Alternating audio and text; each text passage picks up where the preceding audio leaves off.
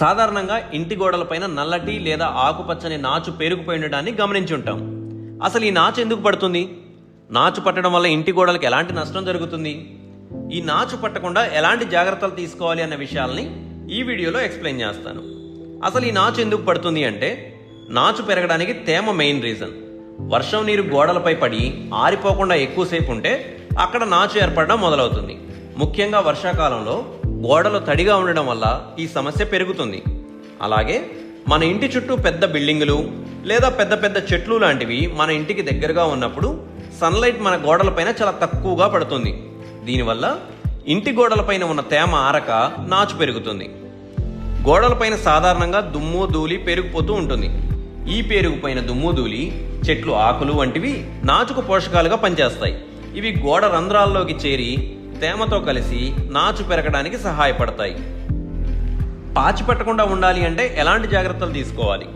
మొదటిగా, ఇంటి చుట్టూ ఉన్న చెట్లని సంవత్సరానికి ఒకసారి వర్షాకాలానికి ముందైనా కత్తిరించుకుంటూ ఉండాలి. గోడలపైన పడిన నీరు కిందకు వచ్చిన తర్వాత గోడలకి దగ్గరగా నిలవకుండా వాటం లేదా స్లోప్ పెట్టుకోవాలి.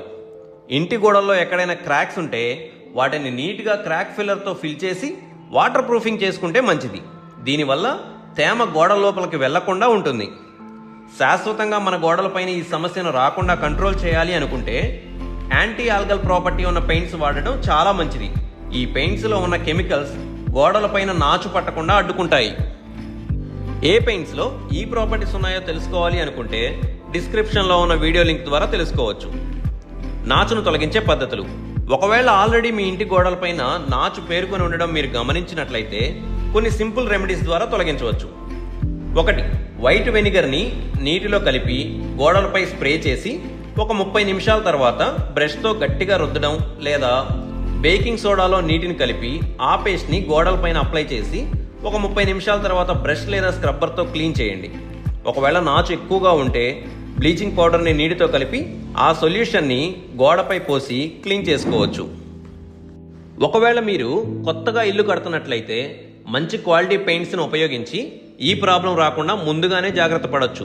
పెయింట్స్కి సంబంధించిన మరింత ఇన్ఫర్మేషన్ కావాలి అనుకుంటే స్క్రీన్పై కనిపిస్తున్న వీడియోస్ని వాచ్ చేయండి.